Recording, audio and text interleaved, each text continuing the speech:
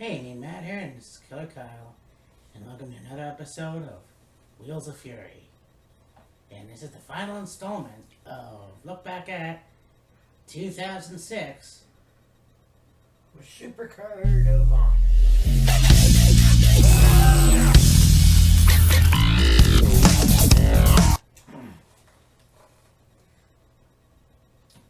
Yeah, Ring of Honor was, been going for 20 years. Yours is right.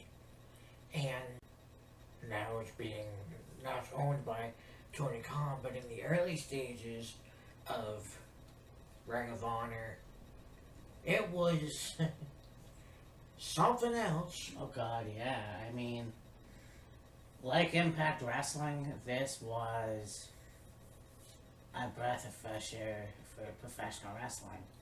Because it was unique in a way that you would think that it was a public access wrestling show. Maybe like ECW. I always compare it to the old ECW. It looks like somebody has a camcorder and is filming the show. That's pretty much what it was. Yeah. I don't think it was until about, I'll say, mid 2000s that it started to look more professional, you could say. Yeah. Not like somebody's filming a backyard wrestling, if you like. Yeah, backyard wrestling. Yeah. It looked good. You could just kind of tell there were these aspects of it that were not like WWF or TNA or whatever else, that high quality cameras, if you will. Right, yeah. And that's the thing that made it unique. Yes, it was an independent wrestling company that was shown on television. Mind you, you have MLW and you have Progress Wrestling and even Evolve. I never saw any of those on the TV except for Ring of Honor. Yeah. And I used to watch the best of Ring of Honor. Yes. And I tried to find it. It wasn't until late 2012 that I had found it. Yeah. So I got caught up, and then I continued on. Right. With like Kevin Steen and Adam Cole and Red Dragon and all those guys. Yeah. That would eventually go elsewhere. Yes. But this was probably one of the best pay-per-views that Ring of Honor has produced. Not only that, but you have a pay-per-view, one of the first Supercard of Honor. I think it actually was the first. Yes, it was. That's what it meant. And I was thinking, I believe Smash was also like that too. Yeah. Like, the times I would watch an episode of Smash, and of course, your brother Jeremy doing some filming for that, and have it, see him standing there with like a camcorder basically, filming the show. And like with Ring of Honor, you could see people standing there ringside with these little cameras. Oh yeah. And there were jump cuts at certain points. Kind of like this, but a little bit bigger. Sure. Obviously you would see that. And I think you have a lot of jump cuts. Yeah. Not Kevin Dunn jump cuts, mind you, but jump cuts nonetheless. Yeah. It was like, as Kyle said, and I didn't think about it till then, a backyard wrestling. Yeah. And so, still, you have these guys who were young and upcoming. Yes. And could wrestle their ass off. And pretty unknown at the time. Oh yeah. You know, a lot of them were guys that also did jobs in WWE. Yeah, enhancement stuff. You know, WWE, the last installment of WCW before it died. Maybe ECW, who knows? Yeah. But yeah, WWF and WCW for sure. ECW, not too sure about. yeah. But anyways, yeah, let's get to it. Honor lives, bitch. Hell yeah. So this show took place in Chicago Dfixers, Yeah. and yeah, the opening match really didn't happen. Yeah, Adam Pearce and Samoa Joe, and then I can't think of who they wrestled. Right. So yeah, So, kinda can't really talk too much about that, considering I have no idea who the hell was in it. but I mean, obviously, you have Samoa Joe still your reigning Ring of Honor television champion. Right. You got Adam Pearce, who's in WWE as the general manager. So, I mean, it's pretty cool. Like I said at the beginning of this video, where these people have ended up, some of them. True. So, I mean, Adam Pearce right now is producer, I think. yeah. And Joe, of course, is AEW Ring of Honor. He's the Ring of Honor television champion Yep. right now. So, yeah. And as for the other two, well, Yeah.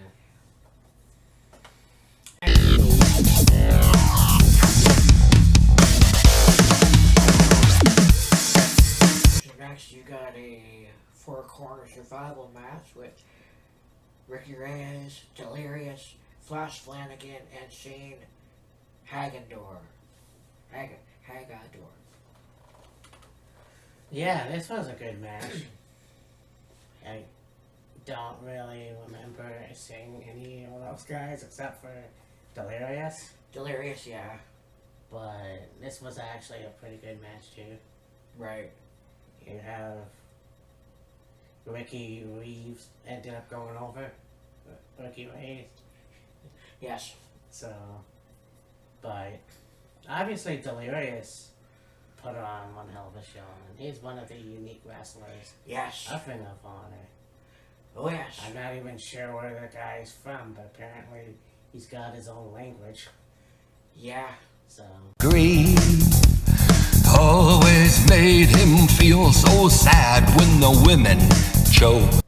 A tag team match with the Embassy of Judy Rave and Alex Shelley versus Claudio Castagnoli and Jimmy Yang. oh, Jimmy Yang. There's a guy that is in my opinion, underrated. Yes. Very underrated in the wrestling business. I mean, I don't know too much of what he did in Ring of Honor, Right. his WWE career. You have a guy that came in as your stereotypical Japanese wrestler in a tag team.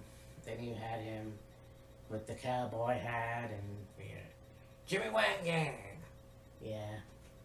Which I thought, honestly, was pretty cool because it broke the East Asian stereotype of, you know, whatever. You always had these guys who were either karate guys or samurai people or whatever. Obviously, you had, you know, a Polynesian wrestler, Yokozuna, Yes. Ron Dan, whatever. Yes. So it was very cool to see Jimmy Wayne Yang in that kind of role Right. as a Japanese redneck guy. Basically, yeah, that's exactly what it was. Japanese redneck. But to see him and the Swiss Superman, this match against the Embassy, holy shit. Yeah. And you know, Jimmy Rave would later go to TNA. He would partner with Lance Hoyt, who's Lance Archer, the Murder Hawk Monster. Of course, as we all know, Alex Shelley won half the City Machine Guns with Chris Sabin. Claudio is, still wrestling. Oh yeah. He's, right now the Ring of Honor World Champion. Yep. So, About fucking time. yeah. And Jimmy Yang has his own, I'll call it like chauffeur company, if you will. Oh, that's right too. Yeah, what does he call it? The Redneck Party Bus? Yeah. Yeah. You know, it would have been cool if his daughter was in the wrestling business. But I guess she has no interest in it, but Not likely. whatever the case may be. Still a good match.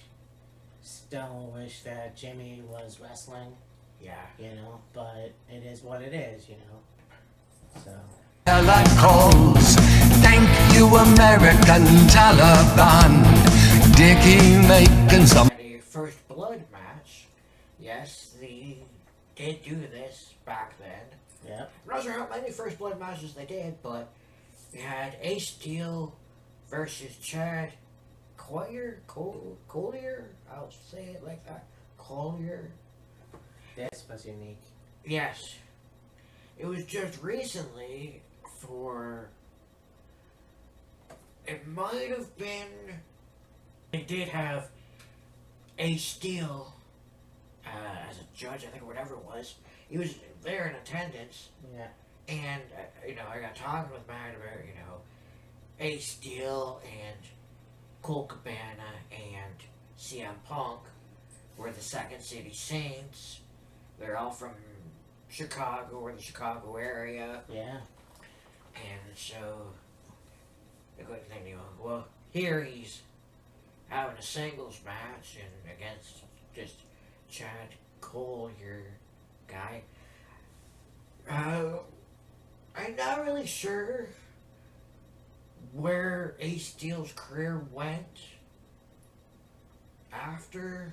I think he retired in Ring of Honor, maybe, I think. Chad, I don't know really anything about that guy. Right. Yeah, for sure. And I'm not too sure about him either, unfortunately, but Yeah. this was a really good match too, and First Blood matches are rare Yes. nowadays. Oh, yeah. Never realized that they happened in other companies, but yeah, this was a good match, and they wrestled outside the ring. They wrestled all over the place, actually, and I believe it was a steel chair Yeah. that did it in, so Yeah. pretty much cool. Was feeling extra rapey when the extreme court dropped the bomb. A tag team match, player. Yeah, another one. Phenomenal. AJ Styles and Matt Sydal Yes. versus Jack Evans and Austin Aries. Generation Next. Yep. Of course, AJ Styles is in WWE right now. Matt Sydal. I haven't seen him very much, but he was having matches in AEW with his brother. Yeah. And Austin Aries. I think he was in a Control Your Narrative. Oh. He had he had one or two matches there that I saw fairly recently. And of course, Jack Evans was in AEW as well with Angelico. Wow. That's cool. They were what was that name? What was that called? I can't remember. But yeah, Jack Evans and Angelico were a team. Yeah, here they are back in 2006. AJ partnered with Matt and Aries Evans partnered together. Yep. And you have Matt Sydal, who was Evan Bourne in WWE for a while, of course, teaming with Kofi Kingston, Air Boom, Yes. getting a little lottie-dottie and then getting out of the company because of it. So, Yeah. anyways, yeah, I mean, Matt Sydal has been one of the most unique wrestlers, high-flying and all of that shit, too. Yes. I mean, you could say that about AJ Styles. In fact, his match with Tommaso Ciampa recently, Oh yeah. fuck. Yeah. Again, another guy who was a Ring of Honor alumni. Yep. Shit. So, yeah, this was a good match. Styles and Sydal won. Yes. But it wasn't long, I think, before Heaven was in WWE. Yeah, I'm not sure how. Yeah, it was like not too. It was in WWE mid 2006, About that, yeah. 2006, 2007, something like that.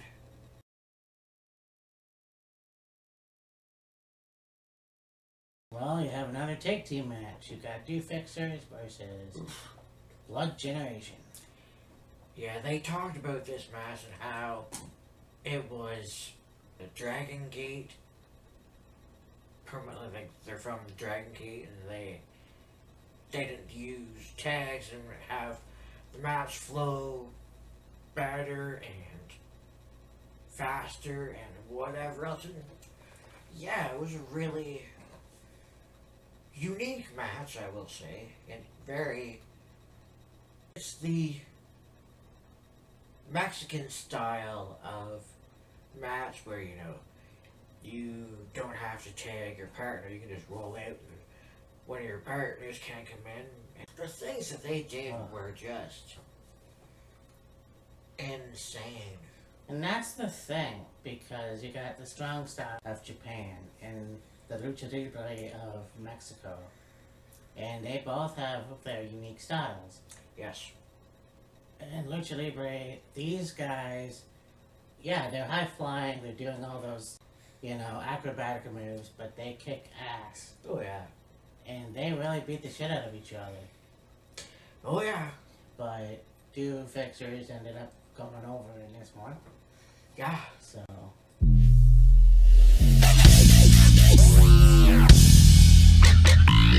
So now you've got a Shimmer 6-woman Mayhem match with Mischief, Allison Danger, Cheerleader Melissa, Daisy Hayes, Lacey, and Rain. Now at one point in this match there was a bow and arrow, octopus. What I don't even know what the fuck to call it. oh, I know, that was so fucking cool though. It really was. And I mean, I honestly should start watching Shimmer. Well, yeah. But I know Mischief. I saw her at the Port Hope Fall Fair in a Right. match. Yes. But also Ring of Honor. I've seen her a few times in Ring of Honor. Yes. Whatever, but at the time I thought she was smoking hot. This was a good match though, and I mean, yeah. So yeah, I mean, this was a really good match, and obviously, I'm glad I talked about it. Mischief won this match. Yep. And again, have to catch up with Shimmer. There's a lot of really unique women's wrestling promotions. Yes. And you know that AJ Mendez is in the Women of Wrestling corporation. The, Women of Wrestling. Yeah. So that's pretty cool. Yeah. But a lot of wrestlers came from Shimmer. Io Shirai, Asuka. Well, there were some others. Yeah. I think maybe even Tessa Blanchard was there. But I think she was supposed to be like the head of it or in charge of something to do with that company, but I had heard a while ago that again she got herself into some hot water. yeah. couldn't keep her damn head out of her ass again. Gifted head. But anyways, this was a really good match. I'm not sure where Mischief is nowadays. But Yeah, I honestly don't know where any of these women are nowadays. But this was an awesome match, and that really was a unique move that we saw. Oh yeah, very unique.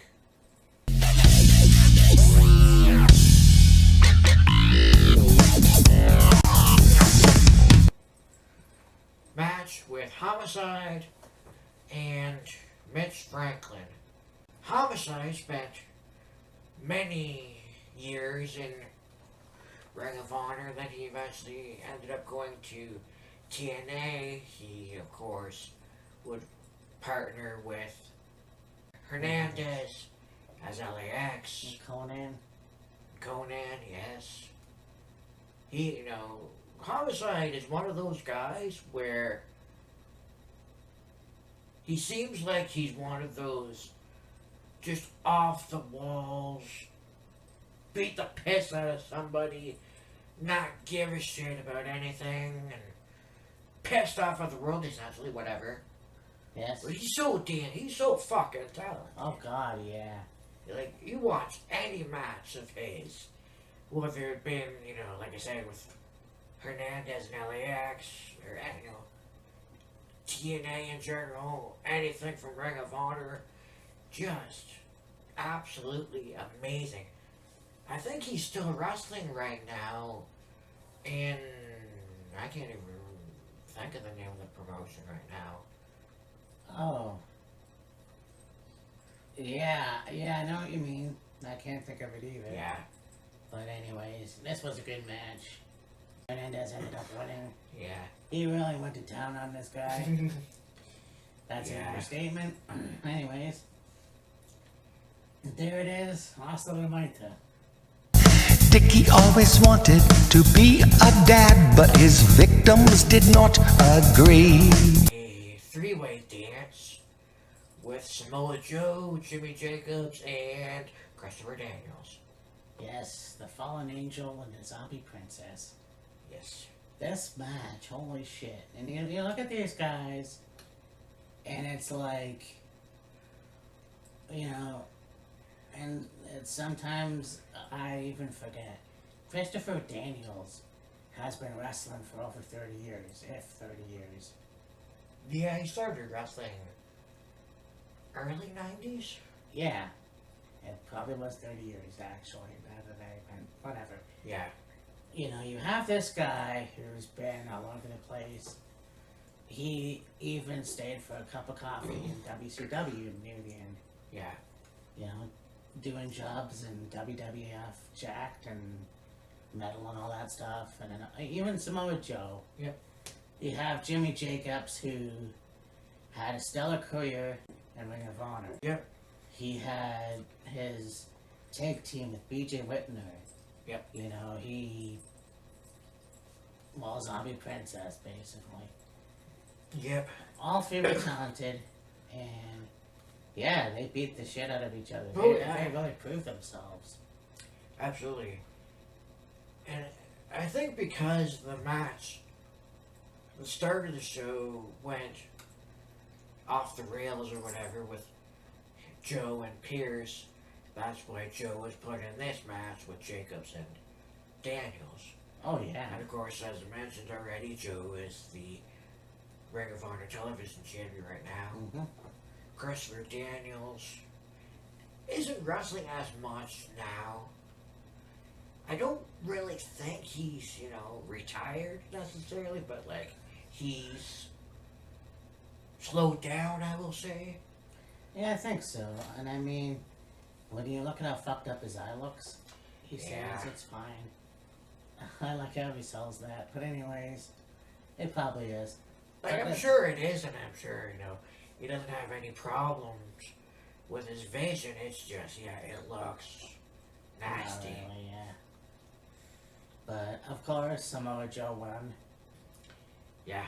So, yeah, there's another guy that, man, he did it all over the place. Oh, yeah. I know he didn't do anything in Japan, No. as far as I'm concerned, or in Mexico. But you have a guy who wrestled in WWE as a jobber, Yes. Impact Wrestling, Yes. back to WWE. Yes. You know, I doubt that he wrestled in WCW for a bit. Obviously, AJ Styles did, AJ did, yes. but Daniels did for a short period of time. Joe, I don't believe he did. yeah. So this was a really good match. It's really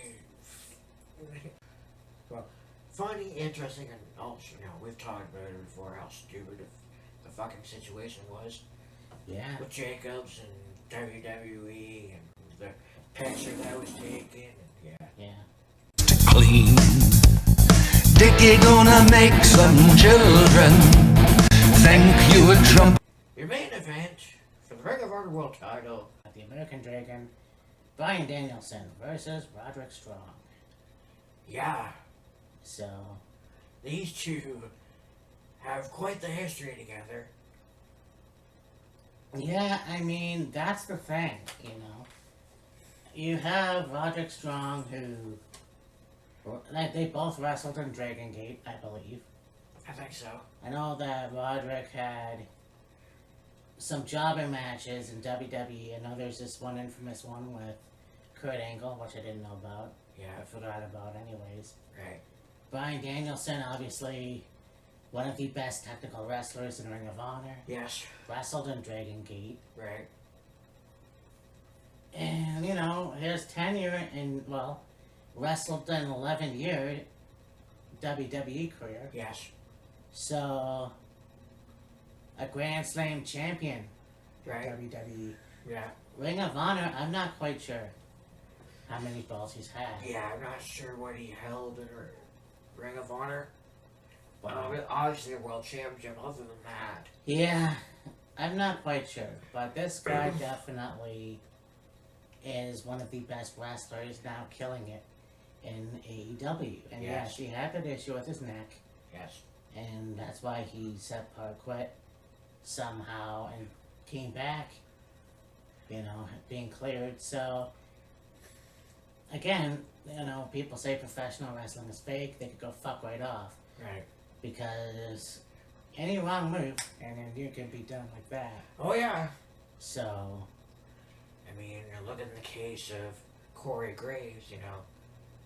Got a concussion and then he would get cleared, and then end up with another concussion, and it just ended up being a repeat thing. So he finally was like, well, it was recommended that he no longer wrestle, and he, became a commentator for NXT, and then, went over to Monday Night Raw and has excelled on Monday Night Raw ever since.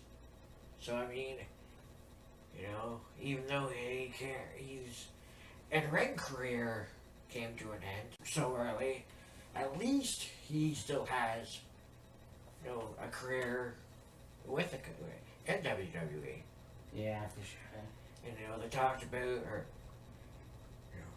the series of matches that Roddy and Bryan had for the championship.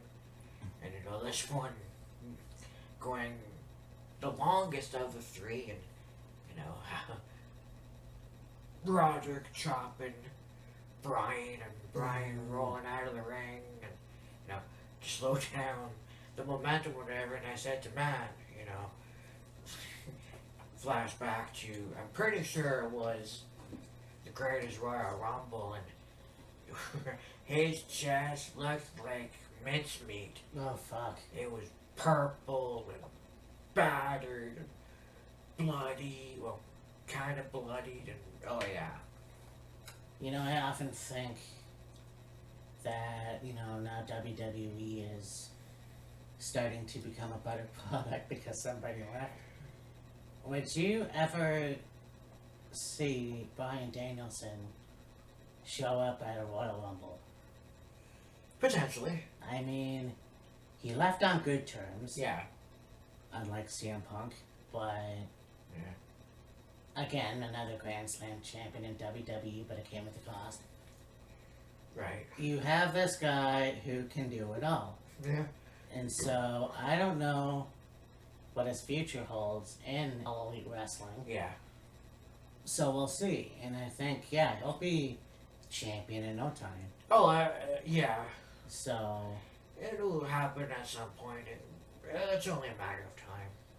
But, yeah, you know, this guy stretched the shit out of Strong. Oh, yeah. It was intense. Yeah. And that's what I mean. I think, you know, in the wrestling, you have to have slow and steady. A lot of these fast-paced moves are good, but, you know, it doesn't tell the story properly. Yeah. Brian has that slow and melodic, and you know what, the same goes with John Moxley, Yeah. so perfect pairing. Exactly. But they have that slow and melodic move set, Yes. and the way he bends Roderick Strong is just fucking amazing. And that's what I mean when I compare Brian now to him in Ring of Honor. Yeah. Just that slow, methodical pace. You can, bend you, twist you, beat you up, hurt you, and just mentally just drain you, and, showboat to the crowd at the same time. Yeah. And be good at it. I mean, fuck, his career wouldn't have lasted as long as it has if he wasn't, had he been anything but the way he is and was. Yes, and that's the thing. And Brian as a heel is far more better than Brian as a babyface.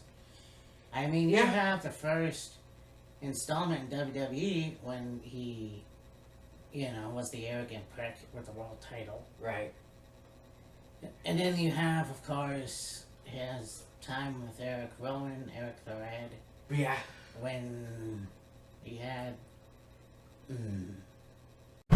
wooden fucking bland fucking piece of shit toilet fucking stool softened piece of shit fucking title. Yeah, we won't mention that belt. That god awful butt ugly fucking damn piece of shit championship. Yeah, pretty much. So, yeah, it really goes to show you that even today, in his 40s, he could still beat people up. And you can't really say that about a lot of wrestlers nowadays. I mean, of course, you've got Claudio, and you have Brian, well, Christopher Daniels too, but he's no longer there. Right. AJ Styles. Yeah. So there's a few, obviously. But guys that are just as good in their 40s as they were when they were in their 20s. And I can throw Bobby Lashley in there, but yeah, he is more like a muscle guy. True. Well, there's nothing wrong with that. No.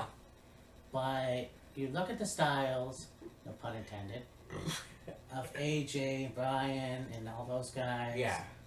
Who are smaller. Right. Not too small, but they're smaller.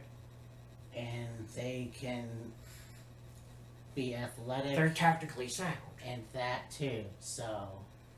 And I mean, yes, AJ does have some high-flying moves. He got the phenomenal forearm. He's got a springboard 450. He's got, a few other moves. But for the most part, he's also kind of that methodical, pick you apart, beat you up, hurt you,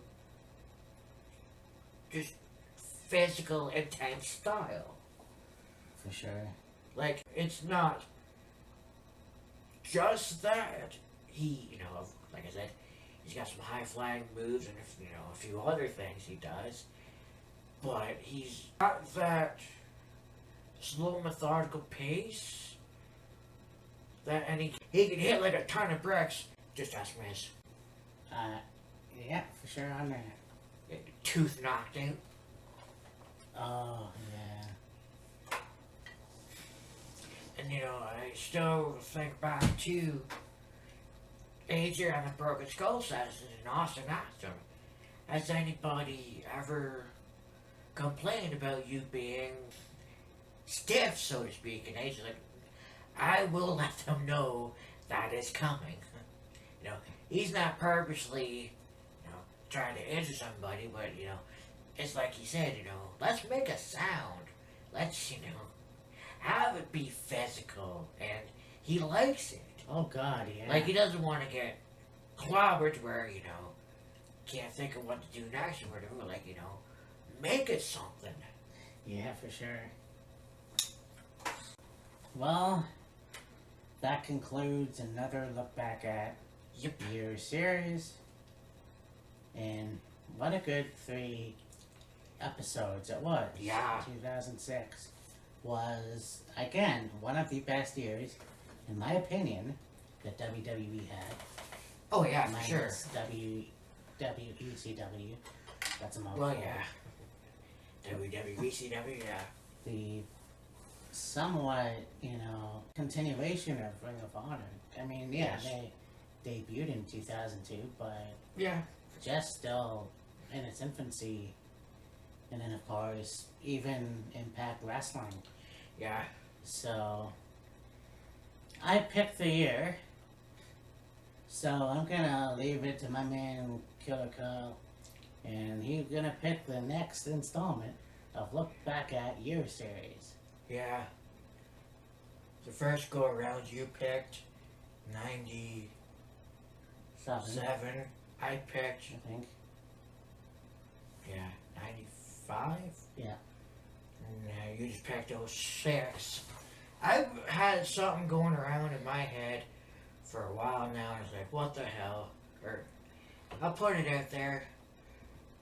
Talked about, and to only pick 3 pay-per-views from 2006, it, doesn't do it justice, because there were so many great Well, 3. pay-per-views Yes, there were. in 2006. So, why don't we go to a year that we have talked very highly about several times, and I think we should definitely divulge a little bit more into it. So, why not for the next installment of Look Back at Year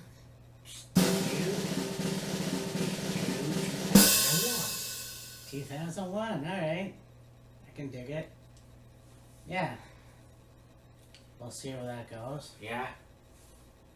But, yeah, for sure. I think that would be awesome. So, yeah, there it is. The look back at, that'll be fun. Yeah.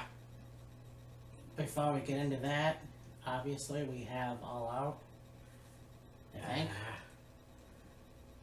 Yeah, All Out's not that far off, I believe. Yeah. I'm not even sure what the next pay-per-view is, a premium live event, so. Yeah, I don't know if WWE is doing one in August. Right. So, I mean, if one comes up, we will let you know for sure. But in the meantime, yeah, All Out is, I think in a couple weeks at least. yeah. And then, yeah, we will from there. Yeah, very cool. I think this is gonna be another good look back at series, 2001. So, anyways, for me and Matt, this is Kill Kyle. Yeah. We'll talk to you next week.